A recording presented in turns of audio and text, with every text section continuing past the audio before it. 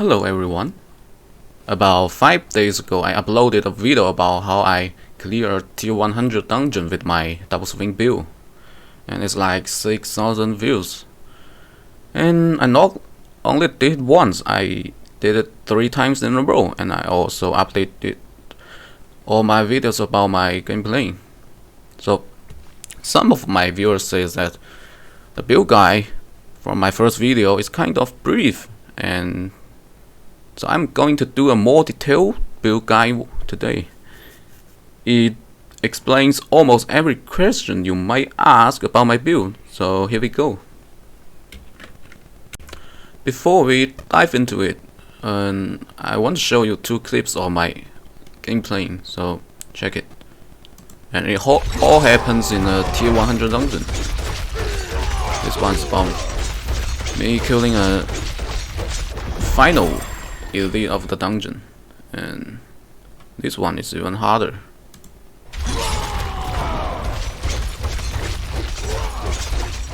So as you can see, I have like infinite fury when I'm fighting, and I can make my enemy vulnerable permanently.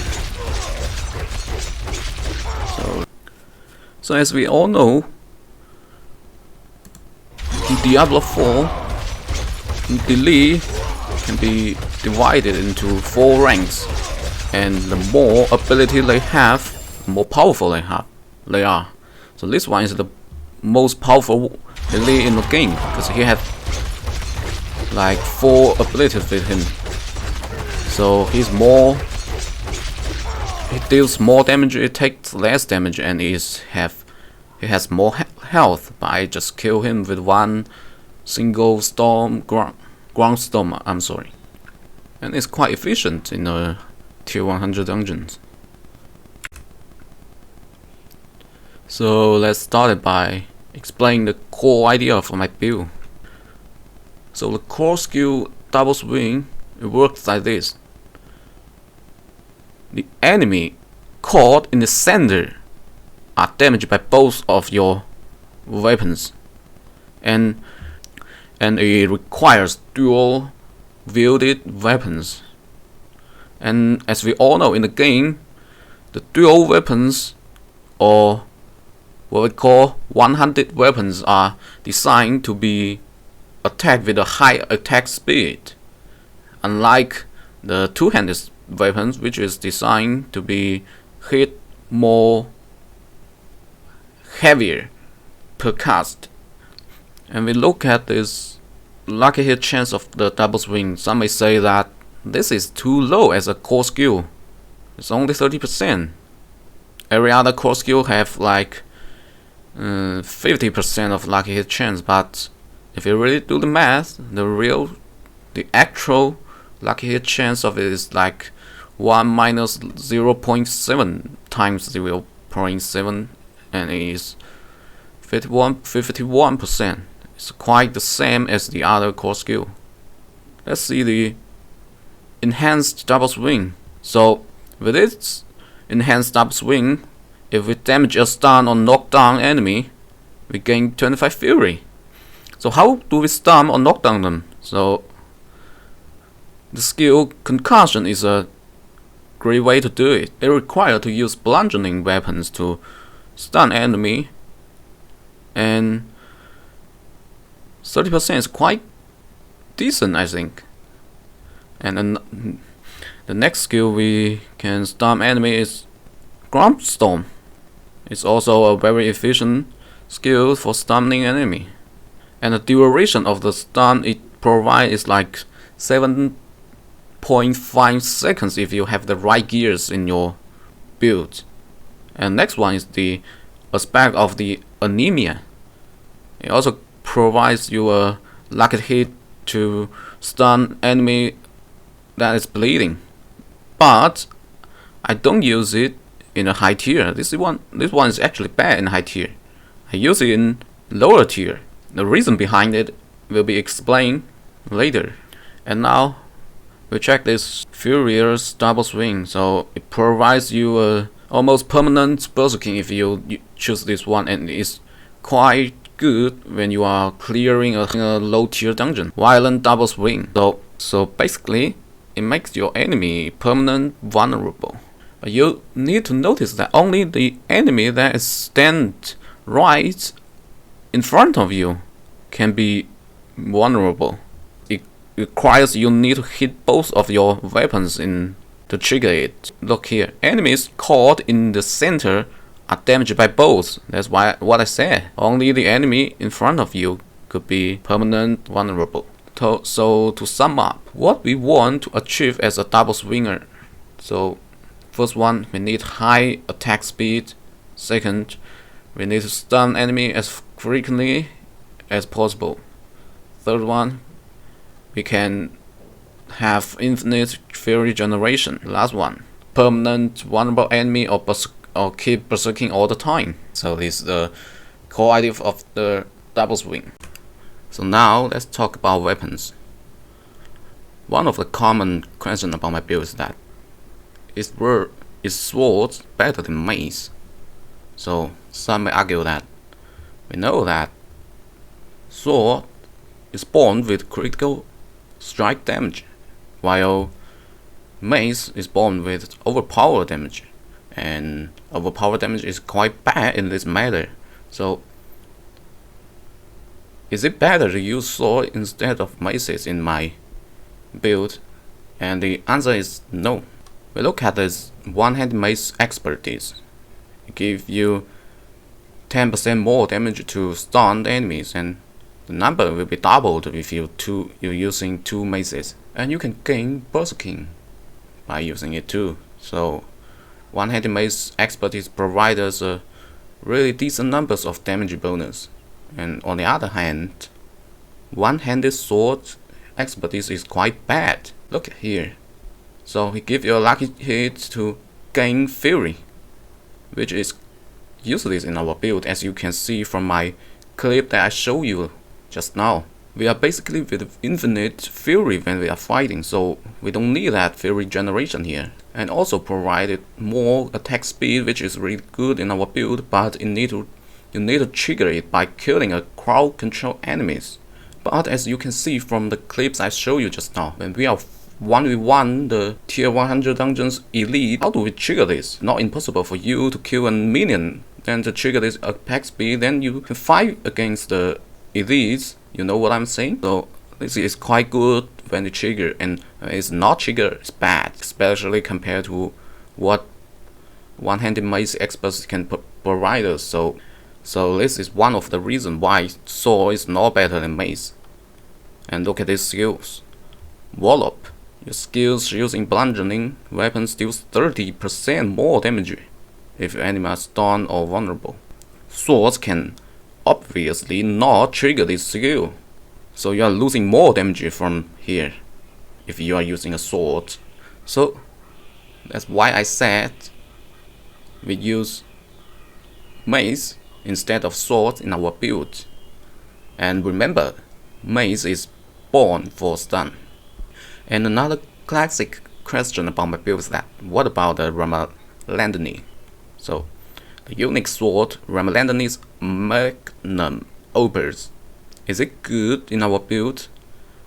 The answer is I don't use it either, and I will explain it later in this video. Now let's just move to next chapter.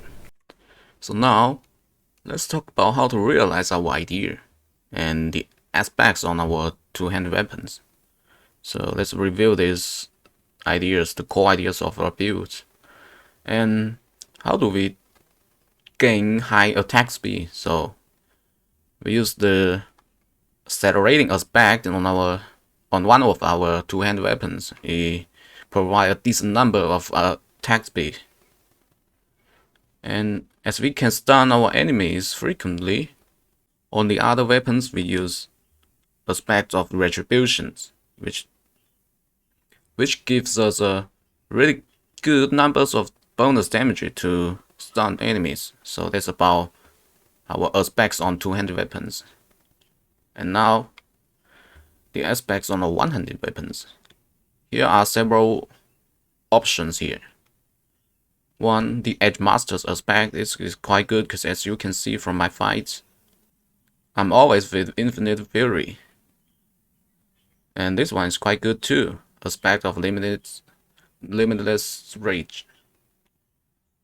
About the conceited aspect, we don't use it because we don't use the protector aspect, so this one is not good in our build. The earthquake aspect is quite good too, and the aspect of it intercom. So how do we choose from these 4 aspects? In my build, I choose the Limitless Rage and the intercom on my 100 weapons. And about the Edge Master's aspect, I use it on my gloves. And I want to talk about the earthquake aspect. It's quite good in a low tier dungeon speed farm build of my double swing. It's better than intercom because it gives you the more stable damage bonus.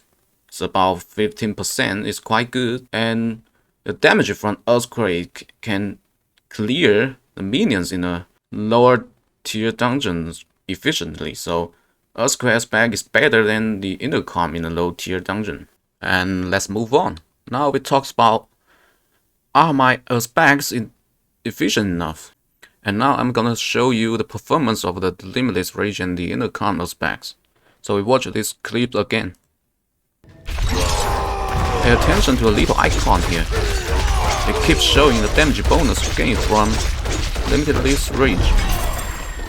As you can see from this clip, because I'm standing still, so the intercom provides a stable 30% bonus damage, and the Aspect of Limitless Rage also provides the maximum bonus damage because we generate a lot of fury when we are hitting a stunned enemy, especially when we are casting the Rally Cry, which gives a bonus resource generation. So both of these aspects are really efficient in our builds. And then I want to show you a trick about the intercom. So as you stand still, you get bonus damage from the aspect of intercom, but if you move, it cancelled. But you can move with your lunging strike without cancel the damage bonus. So as you can see from the video, I moved from using my lunging strike, and the damage from my aspect of intercom didn't cancel. So this is a trick about the intercom and the lunging strike, and that's why I use lunging strike as my basic skill here. So if you want to use this trick, please remember to press the shift key on your keyboard while you are casting your skill. By doing this, you can cast your lunging strike and your double swing without moving a single step. Now let's talk about the aspects on our gloves, amulets, and boots. On my boots, I put exploiters aspects on it. So basically, I use it to increase my crowd control duration. And on the amulets, I use smiting aspect here, and it also increase our CC duration. By using these 2 aspects, our CC duration can be increased to a very high number.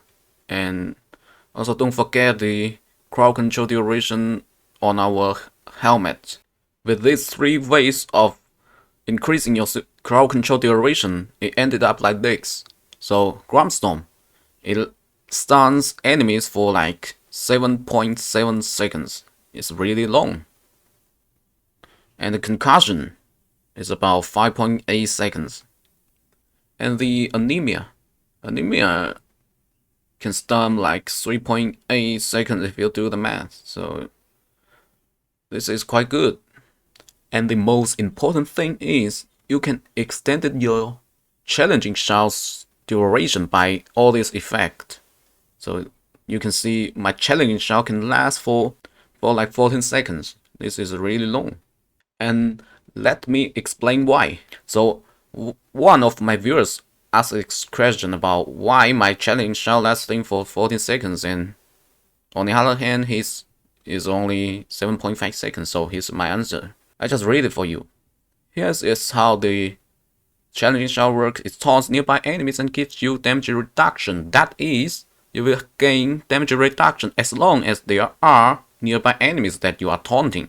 And taunt is in fact regarded as crowd control in the game, which means that the duration of the taunt of challenging shout can be increased by things that increase CC duration, such as my helmet and my aspects on the shoes and the amulets. And a tip, you need to go out of the town to see the changing number of the duration of it. That's why I can extend the duration of my challenging shout. Also keep in mind that if there are no nearby enemies that you are taunting, it is enemy with the skull logo on their hands, the damage reduction you get will end immediately, or last only 7.5 seconds as its minimum. This is a useful knowledge as a bard, hope you can help me. And you can see that people are shocked by this, they don't know how it works, and when they find it out, they are shocked. So this is what I mean by saying the enemies with the skull logo on their heads. So if you kill them all, the damage reduction will disappear immediately, or last, like I said, only 7.5 seconds as its minimum. So here is how the challenging shell works. Now let's talk about the aspect on our gloves. So there are two variations of setup of our gloves. One, using the bleeding and the aspect of anemia, and two is a non-bleed setup of our gloves. On the setup 1, we use the aspect of anemia and the two-handed sword expertise to make our enemies bleed, and the skill hamstring to slow our bleeding enemy, and the skills no mercy, which gives us a increased critical strike chance. So this is the setup 1,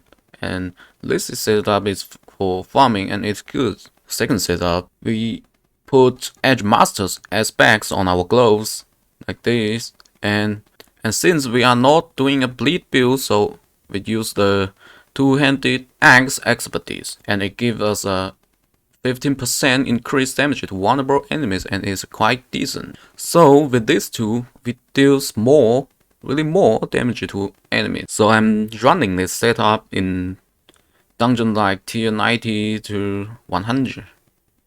And you need to attention that there is no bleeding effect in this setup, so don't choose the chest armor that reduce damage from bleeding enemy or something like that. We cannot bleed in this setup. And I also want to say that you don't do this anemia setup in a tier 100 dungeon. And why? So here's the explain. So as we can see from the aspect of anemia, it's done for only 2 seconds.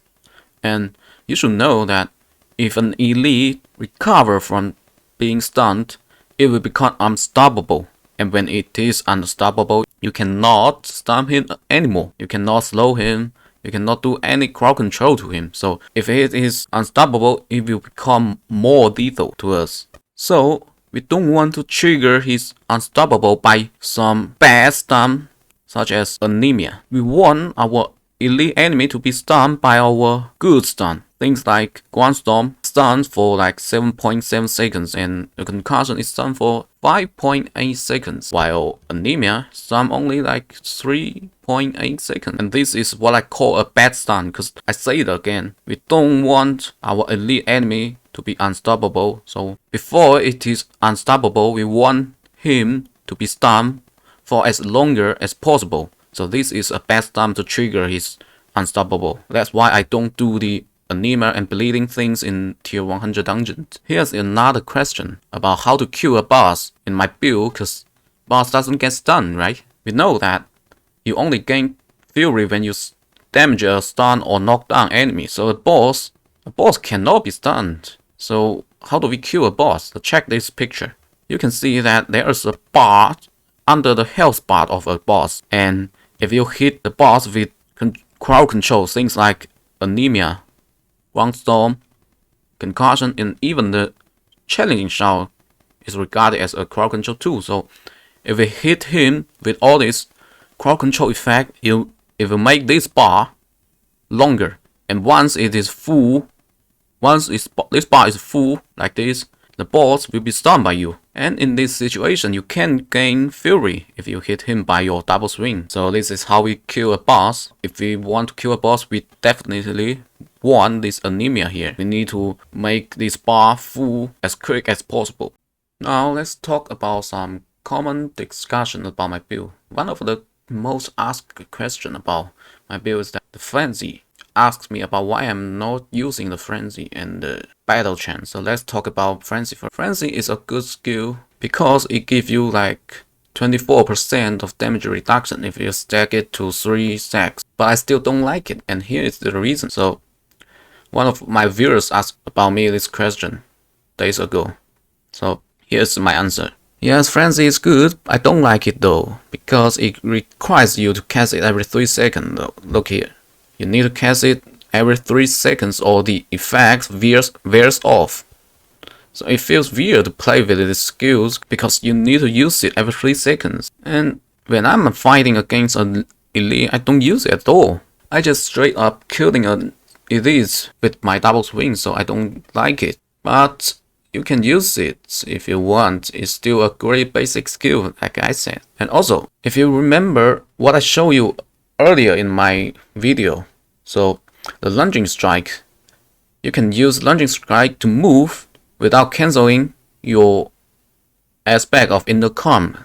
This is so important in my build. I don't want to cancel it. And about the battle chance, so the unique, it gives you more stacks on frenzy, but still I don't like it because I don't want to use it every 3 seconds or the effect of it just veers off, so I don't like it. Not to mention that smiting aspect of our amulet is so important in my build because it increases a lot numbers of my crowd control duration.